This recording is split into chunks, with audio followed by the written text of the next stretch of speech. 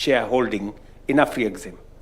And it was deliberate because we needed an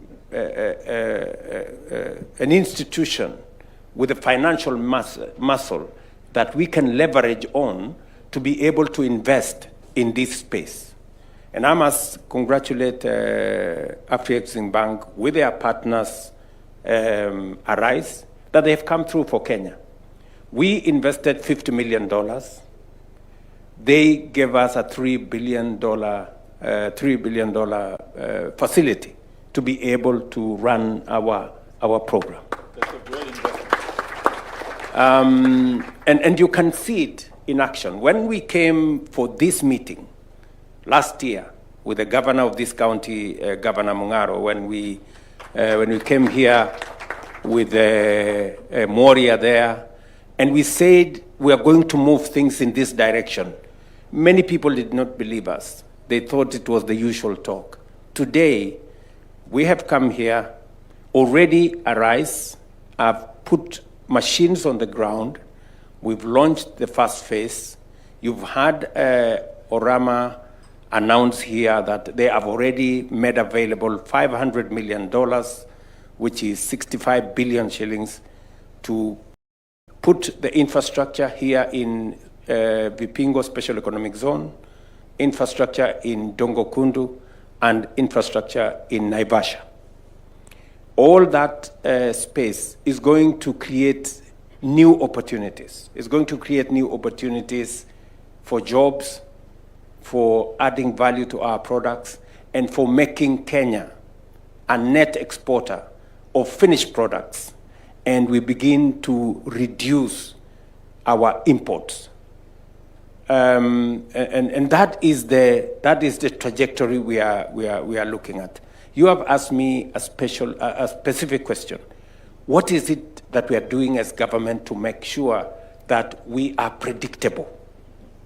That it is not going to be a game of guesswork by the investors who are here. And I want to tell the investors here who are here, we made a deliberate decision. The reason why we are setting up special economic zones is because we have legislation that protects investors that come into these special economic zones. We have made a determination that we will have a 5-year cycle of policy so that at the very least, you know that as you invest in this space, you have 5 years before there is any discussion on change of any policy in this ecosystem. And number two, we have also made policy decisions, including reducing some of the taxes of some of the materials that will be required for manufacturing. For example, we have removed duties on imports of paper that will be used for manufacturing of tea products, coffee products, export products. We are looking at other interventions, and we are discussing with industry. We have a robust conversation with industry. How is it that we are going to make it easier for companies, for industrialists to invest in the special economic zone, even as we work on setting it up? We have also looked at how are we going to have energy security. We are having a conversation as Kenyans that the 2,300 megawatts is not anything we can even tell anybody. We are having a robust conversation now how we are going to have 10,000 megawatts at the very least, so that our investors in our special economic zones and in other parts of our economy know that there is energy security and predictability. We are looking at deploying infrastructure. As Arise is putting up infrastructure in Vipingo Special Economic Zone, the government of Kenya is dualing the road from Mombasa coming this way. As you can see, there is already a lot of work in that direction so that we can provide easier mobility in that space. We're looking at how to extend the railway to Uganda. We're looking at how to do more roads, provide more in terms of water, make sure that other utilities are readily available. We are also reorganizing Kenya Power to make sure that it becomes much more efficient. We've brought in private sector into that space. And we are now having a conversation as Kenyans how, as industrialists come into Kenya, we can de-risk some of their investments. Like, for example, Gagan is asking us that as he puts this huge facility here that is going to employ 30,000 Kenyans, he wants Kenyan investors, Kenyan private sector people, Kenya government to be part of that investment. And I have undertaken to him that the government of Kenya, with our agencies, and we are going to encourage some of our companies, some of our pensions with patient money to be able to invest so that together, Gagan and all the other industrialists who are coming here will know that we are not telling them to go where we don't want to go ourselves. We want to make sure that, as Orama said, they are helping us as a continent to inform the rest of the world that AfriExim is willing to put in their money. So those industrialists coming from outside Africa should invest. We are saying here in Kenya, we are putting our own money into the industrial opportunities we have, so that even as others put in their money, they can see our skin in the game. And therefore, then they can have the confidence that the government of Kenya and the people of Kenya and the private sector in Kenya is also part of this, this program. So, to answer your question directly, is that we have a predictable policy space backed by the law.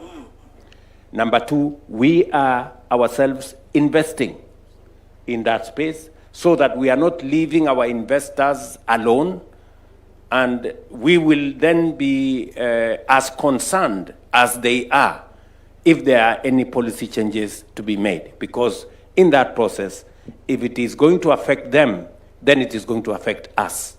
And therefore, we will be a lot more careful in how that space changes.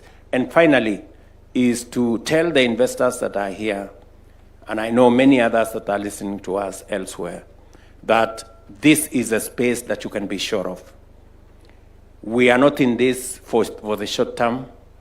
We are not in this out of a product of guesswork. We are on this as a plan. And with partners like AfriExim and good friends like Arise, I think we have partners that have a proven track record. And therefore, you should have confidence that we are going forward together. Thank you so much, Mr. President. You provided me with the transition to ask a question to Professor Orama. What is AfriExim Bank's skin in the game as well from an equity perspective, mobilizing equity? The government has skin in the game from infrastructure, policy stability, but investments and convincing other Kenyan institutions to also invest. How can AfriExim Bank push to that direction, but also organize, you know, Africa's pension funds and sovereign wealth funds? We have $4.5 trillion from pension funds, but also from wealthy individuals on the continent. Thank you. No, thank you very much. So you are right. We have so much money in Africa, but we don't use them to help ourselves. If you look at the reserves, on the average, $300 to $500 billion in reserves. Where are they? They are all outside. In the banks that when you now go to borrow from them, they say you have high country risk. So they cannot lend that your money back to you. The same thing with pension funds. We have rules that restrict how we use the money. So unlike other parts of the world, where pension funds are sources of patient capital, ours do not serve us as such. So what we've done in our Flexing Bank is to create the Fund for Export Development in Africa, FEDA, which is the vehicle we've used to invest in Arise Integrated Industrial Platform. And I must thank His Excellency, President Ruto, and his government for Kenya's membership of that fund, because that then enabled us to be able to do some of these things, because it then made it possible for that fund to invest in these parks that we are talking about. But beyond that, we have under the FEDA platform an FEDA investment management. The work of that FEDA investment management is to work with FEDA Capital and other FEDA platform to create funds. And one of the things we are about to launch is an industrialization fund. That industrialization fund will support investors that are in these industrial parks. We will be available and able to work with His Excellency President Ruto for the investments that Kenyans want to make in the textile plant and other companies, so that we put that under a fund, a fund arrangement where Afreximbank will also put its own money through FEDA. That way, we're able to raise significant amount of money to bring here. And also, something we have done to make the projects successful is what we are doing to bring access to market to those who are investing. People produce to sell. They don't produce to consume what they produce. And there is a fantastic opportunity through the African Continental Free Trade Agreement. So what we are saying is that when somebody invests here, the whole African market becomes their market. But I do not expect them to understand the market. So we do not think so that they will understand it immediately. So that is why we have also launched a trading company called the Africa Trade and Distribution Company. That trading company is owned by Afreximbank, the AFCFTA Secretariat, Arise, and Equitaine. And what it does is helping to trade some of the products produced in the industrial parks. So when you produce here, your goods can go to Nigeria, go to Senegal, go to Egypt, because that trading company is able to take them. Thank you. Thank you very much. Thank you very much, Professor Orama. You talked about the AFCFTA. I'll use the opportunity to ask to Professor Lopez the question about Kenya's positioning to be the gateway for the AFCFTA. What's your opinion on that? Thank you. Thank you. As someone that has been involved in the technical work for the establishment of the CFTA, and now a member of its advisory council, which, by the way, is meeting today in Cairo, but I gave preference to be with you, Mr. President. There are 5 dimensions of regional integration, and if we just look into trade without the other 4, it's not going to work. So we give a lot of importance to the trade dimension, which is absolutely correct, but without the other 4, it's not going to work. The other 4 are, we need macroeconomic integration.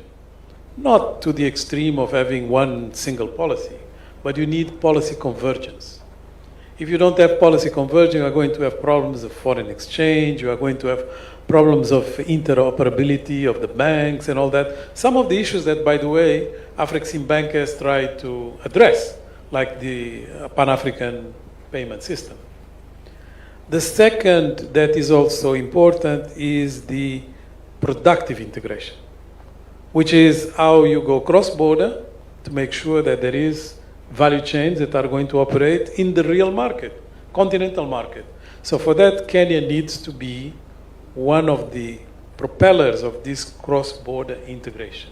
And it's doing it in different ways already.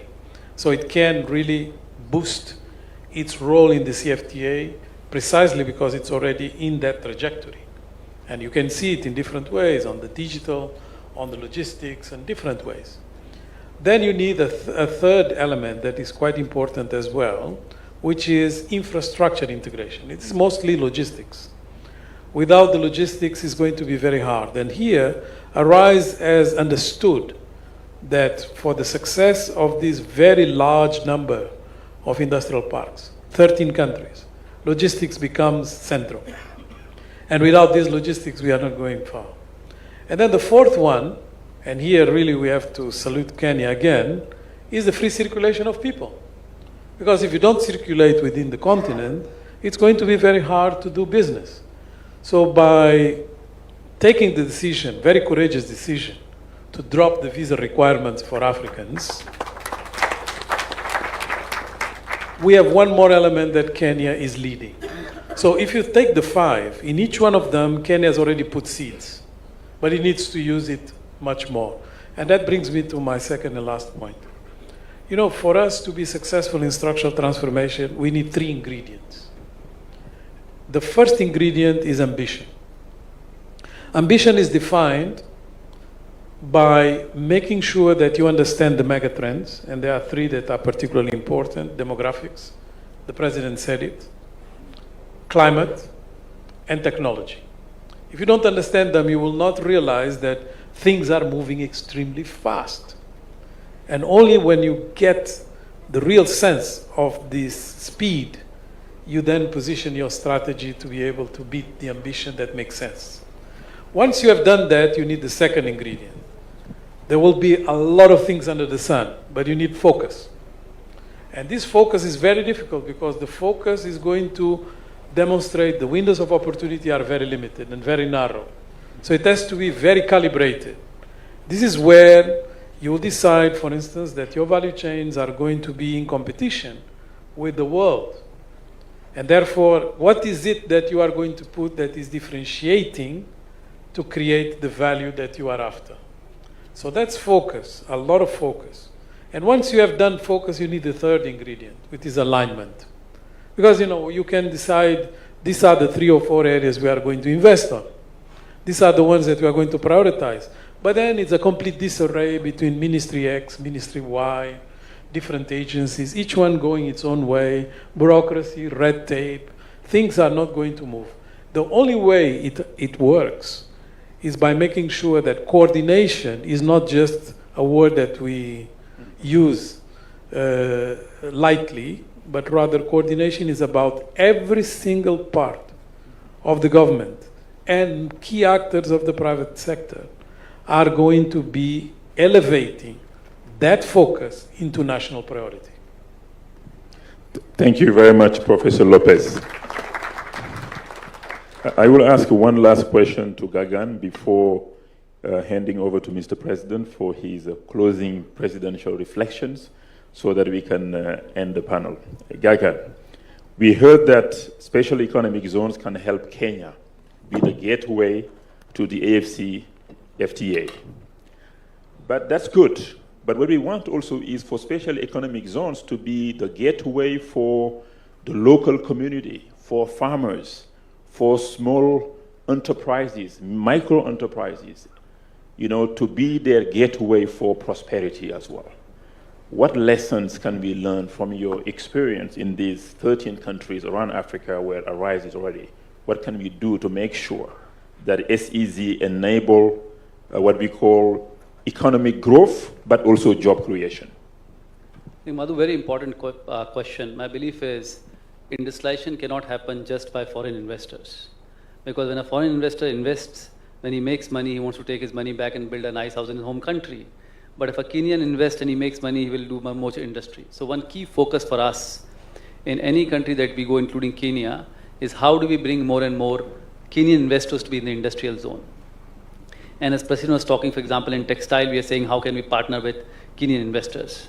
So what we do is we run very specific programs to attract local investors to come and invest in the industrial zone. And that program can include co-investment with them by us. So imagine an investor has a good project, we evaluate it and we find it's good, we are happy to invest alongside with him. Then we also work with our partner banks, like President Orama said, with AfriExim, with AFC and others, to help them finance it, so that we are able to make sure that the local investors are getting equal opportunity. The second part that we clearly see is how do we integrate other industries. So for example, when you see textile industry coming up, you will need somebody to do button manufacturing, you will need somebody to do thread manufacturing, you will need somebody to do other ancillary manufacturing, like packaging material. So here is where we'll attract all the SME sectors to come and establish and provide them long-term offtakes so that they can also establish alongside. I think the third part which is important is you have to ingrain very small practices day to day. I'll give you a simple example. You know, if you go to our Benin industrial zone, we have about 25,000 people that come to work. One choice was we put up a large cafeteria for everybody to come and eat. Instead of doing that, we created a lot of stores for all the mothers to open small cafeterias. So you have over 200 small, mamas who have opened stores and can sell their food products. So our design of the industrial zone is from day one to ensure that we integrate SMEs. Lastly, we'll actually work with the Kenyan government, with the AfriExim Bank, to see if we can create a small diaspora fund. The idea being that diaspora can put in their money, and all the opportunities that come in the industrial zone, they have a choice to invest in those companies. This way we ensure that the SMEs progress and it's a impact round across and not just few companies. Thanks, Amal.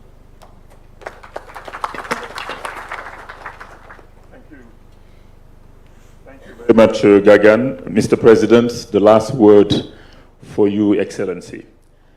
Mr. President, what is your call to action for African governments, development finance institutions, the private sector, but also for the local communities? Call to action so that the special economic zones can become the backbone of Africa's industrial transformation. Thank you, Mr. President. Thank you very much, my good friend, Mr. Holt. Listening to these good people here, I wish I had them every day to speak to the people of Kenya. Because what they're saying is music to my ears. It's what I keep, saying. Look at what Professor Orama has said about how do we mobilize domestic resources. Why is AfriExim Bank, a local bank? Local in the sense that it is African. It understands us better. They ask us less questions because they understand us. He's just said, we get our own money, we put it in some institutions out there. When you want to borrow that money from them, they tell you you are a risky borrower. This is your money. It is okay for them to keep it, but it's not okay for them to lend it to you. That tells you we must have some local solutions. And it is, Professor, what I have been pushing in our country. We've had not a very good culture of savings. Our National Social Security Fund is among the smallest in our region. Now we have changed that. We are growing our pool of patient money, our pool of savings, our pool of money in our pension funds. Just in one pension fund, the National Social Security Fund, we have doubled in the last 2 years the money in that fund. And we will triple it by 2027. We'll have 1 trillion shillings in that fund. That is how we are going to create a pool of money which we can use for our own investment. Because I am told by economists, because I'm a scientist myself, that investment is a function of savings. If you have not saved nothing, you have nothing to invest. So we must start by savings. And I want to congratulate the people of Kenya. They have finally agreed that savings is a way for us to go. And it was what Professor Orama here was telling us, that we must build our own capacity to invest. And our own capacity to invest is built around how much savings we can put together.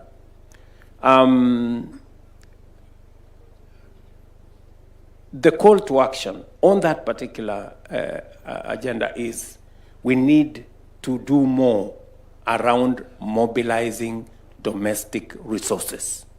Domestic resources for saving, domestic resources for investment.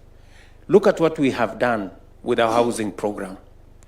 We have mobilized resources, local resources. We didn't borrow from nobody. We have mobilized local resources. We are building 170,000 housing units, 400 markets, another 72,000 hostel units in Kenya.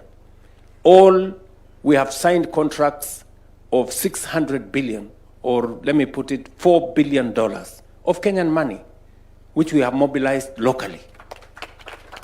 So even as we look for solutions from elsewhere, we must know that there are solutions that are near us here. And I can say that about what we are doing in, we've mobilized about 300 billion shillings to deploy our health. Again, local money, local solutions. We've rolled that out. And as I listened to my good professor here, Lopez, he said three things: ambition, focus, alignment. You know, our ambition has been very small. You know, when you tell Kenyans we are going to build 200,000 houses, they say it is a lie. You know, when we came here last year and said we are going to put together a team that is going to unlock special economic zone in our region. And I remember when I had a meeting with Professor Orama in Mombasa last year, and we did announce $1 billion of investment in special economic zones in our country. $1 billion looks so much money. People are saying, no, this must not be true, because our ambition is small. So we are used to mediocrity. We are used to smallness. We must stop this smallness of mind and begin to think big and to think seriously. Look, today here, less than a year later, we have broken ground for an investment here, as has been said by these good people, beginning here, going to Dongo Kundu. Dongo Kundu will be there in a month and a half, and by February next year, we will be breaking ground in Naivasha. So, ambition, this is what this good Lopez is telling us. Let us raise our ambition. Let us stop thinking small. Let us stop thinking, oh, this is not possible, and this is not possible. We've had this for a long time. These are the usual stories. It is not the usual stories. And let's keep focus. You know, why are we, for example, why are we focused on textiles? Because we have identified some value chains, about 8 value chains in Kenya.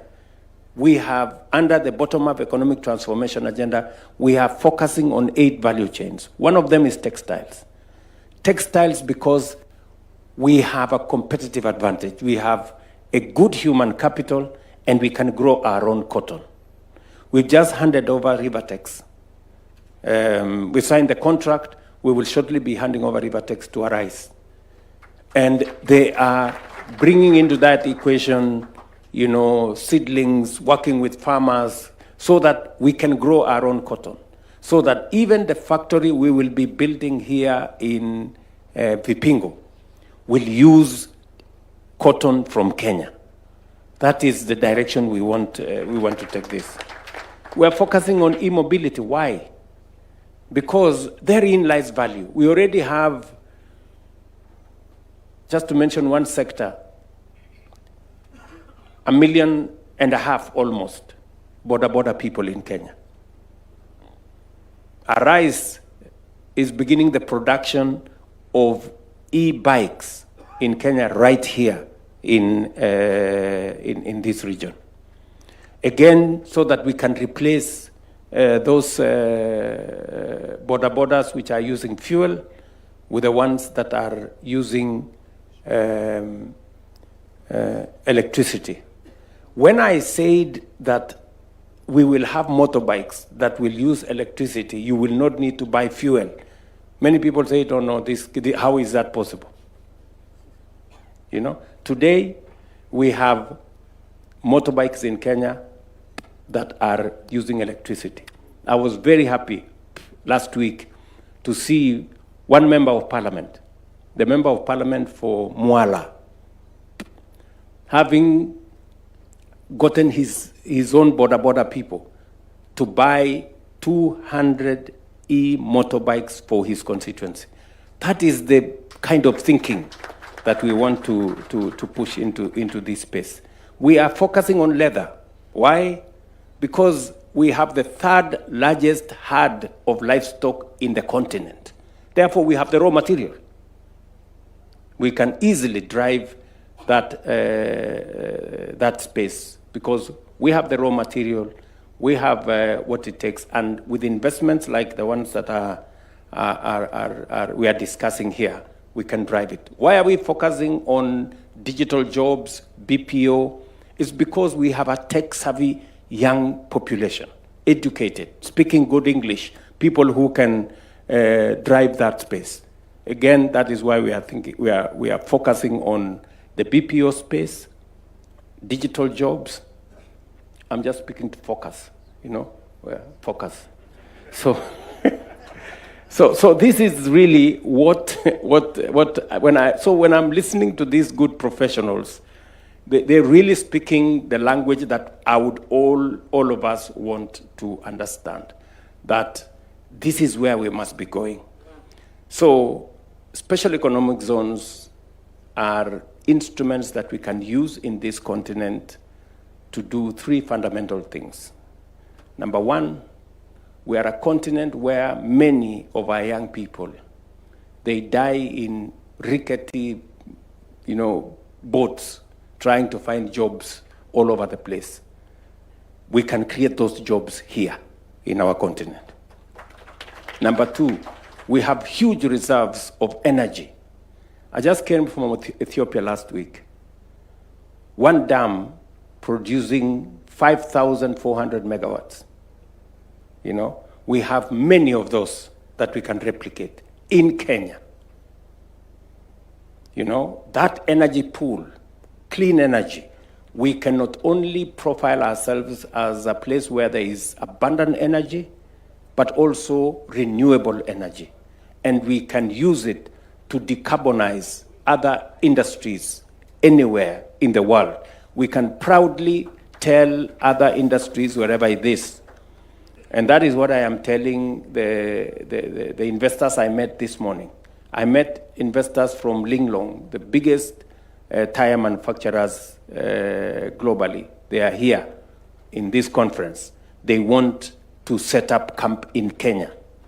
A $200 billion company want to find its way into Kenya. We're telling them they cannot only produce out of Kenya because we have the human capital, we have the fiscal and infrastructure capacity, but we can also supply them with clean, green energy. And they cannot only supply for Kenya, they can be manufacturing out of Kenya for global value chain. We're telling the same to Foxconn. We just met again this morning, the largest manufacturer of technology phones and company. Again, they can manufacture out of Kenya. So we are saying that there is opportunity in our continent. You not only will help us create jobs, we have some of the best human capital. Number two, we have good energy. We are putting up good infrastructure. We are creating special economic zones. And much more importantly, Africa is going to be the place with the largest single market. So if you are looking for a good market for your products, You have had Africa Continental Free Trade Area and the infrastructure we are setting up around it to create one single market out of this continent, so that if you manufacture out of Vipingo or Dongokundu or Naivasha, your market is 1.4 billion people in this continent. And therefore, there cannot be a better place to set up your industry, your manufacturing facility. This is the place to do it. And speaking about logistics, you cannot get better logistics than what you have here in Mombasa. You have the port here in Mombasa, you have the port in Lamu, and you have everything in between. And we are setting up the infrastructure to connect this port by rail, by road, to the hinterland in our continent. So I am asking every investor, wherever they are, this is the place to set up camp, and we have all what it takes to make sure that your investment is not only safe, but it's also profitable. Thank you very much.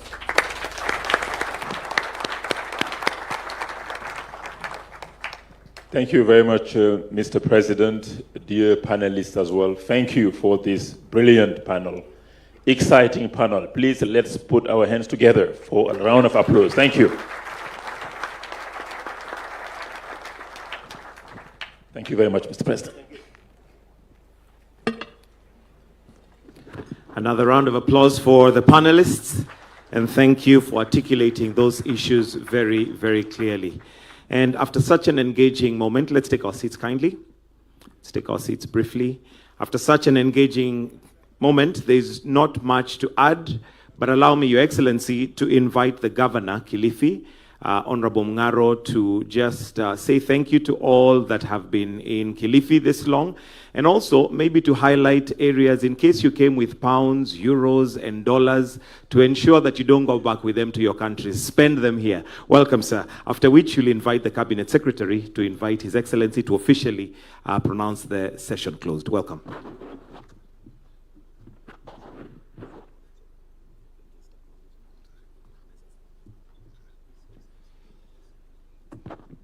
Thank you.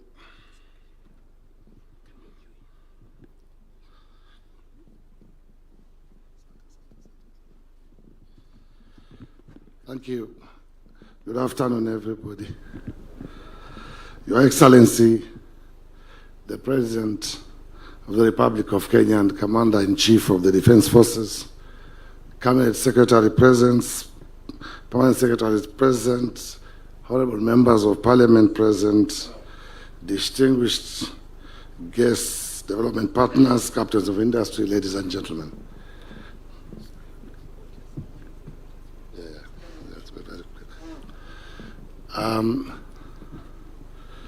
Your Excellency, as we draw this transformative forum to a close, allow me to extend my profound gratitude to every delegate, partner, and leader who has contributed to its success.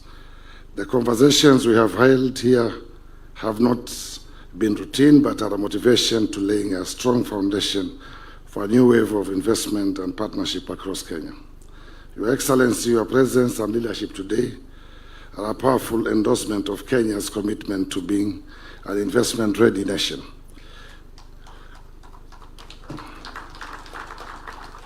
You have sent a clear, resounding message to investors, both local and international, that Kenya is open, Kenya is prepared, and Kenya is determined to transform opportunities into lasting impact.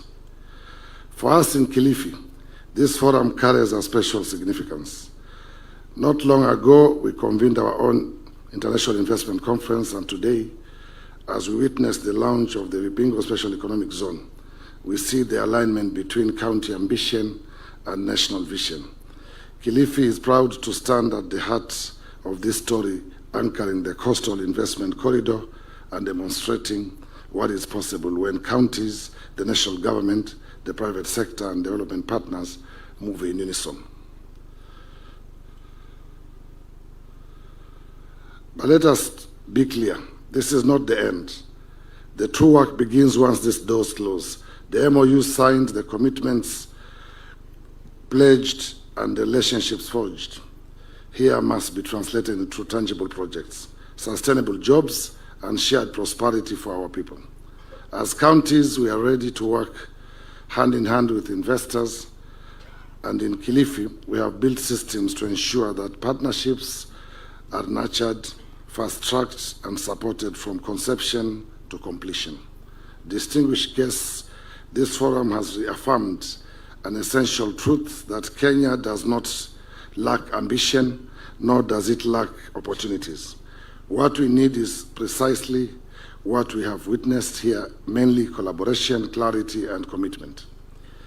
If we sustain this momentum, we will not only accelerate our nation's growth, but also redefine Africa's role in the global investment landscape.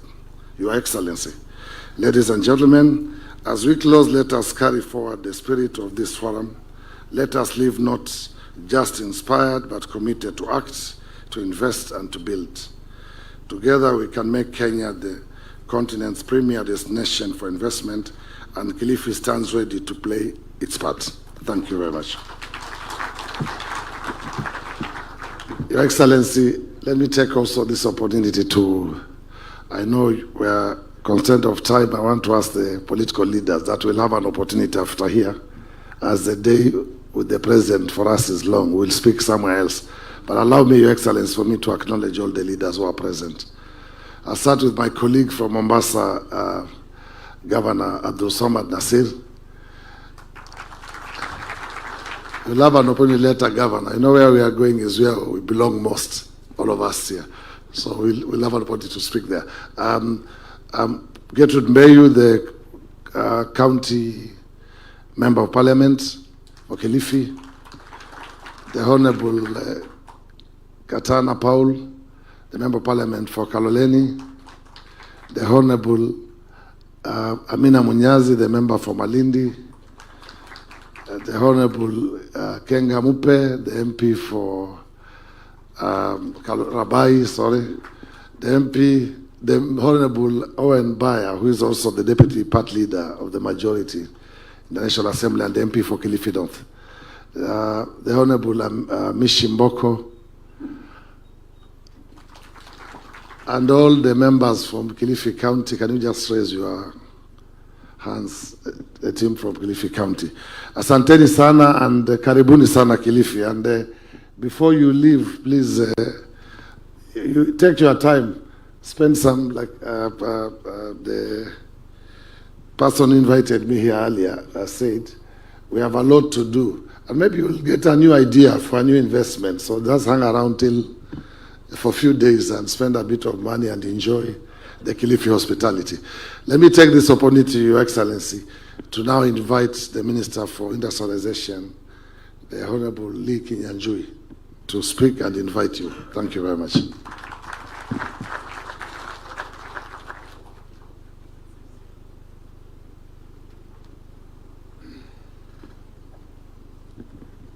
Thank you very much, Governor Mungaro. Your Excellency, President of the Republic of Kenya and Commander-in-Chief, President of the Afri-Exim Bank, all invited guests, my colleague, Cabinet Secretaries, and all leaders here present. Good afternoon. Allow me to take this opportunity first to thank the President for a well-dedicated time to articulate our industrial agenda. No country in the world ever developed by accident. Every country that ever developed had to think through, and some of the steps you have said here are part of that. I want to echo the words of one of the panelists here who also said that the structure of colonization made the colonies the source for raw materials. So deliberate was that structure that 60, 100 years later, we have remained loyal to that. So for us to break that, there must be dedicated thinking, both at the continent level, at the country level, and a conversation among leaders on how we can align. Your Excellency, I want to remind you of an experience we had with one of our industrialists in a place called Nyahururu. He fabricated a vehicle, innovated, and because it would go on the road, he went to register it with our KRA. But the first document he was asked is the import bill, because it was not anticipated that a vehicle would be made in Kenya. So the structure that made or reduced Africa to be just a producer of raw tea, raw coffee, sisal, and other places where it would be developed remains intact. And therefore, I want to salute you for both being a champion and also allowing Kenya to be responsive to investor needs. All the investors, including Afri-Exim, thank you for believing in Africa. And I want to say, on the agenda of industrialization in Africa, we will rely more on Africa solutions. If Africa is to rise, we need more of the Professor Oramas, who believe in the continent and who know that for us to stop the migration of our young people across the Mediterranean, something must be done here. Lastly, I want to congratulate our governors, Mungaro and Mombasa Sheriff, for being responsive to the investors we have sent here, including yourself, processing all the necessary documentation, compliance, and all that is required for the investors to be here. And I want to echo those who have spoken before me that now, more than any other time, it is time for industry. It's time for us to work with the industry, the people, investors, the financial players, so that we can be able to move forward. With those few comments, I want to end it there and once again to salute everybody. And I think going by what the President has already said here, we have agreed there is nothing more to add. May God bless you all.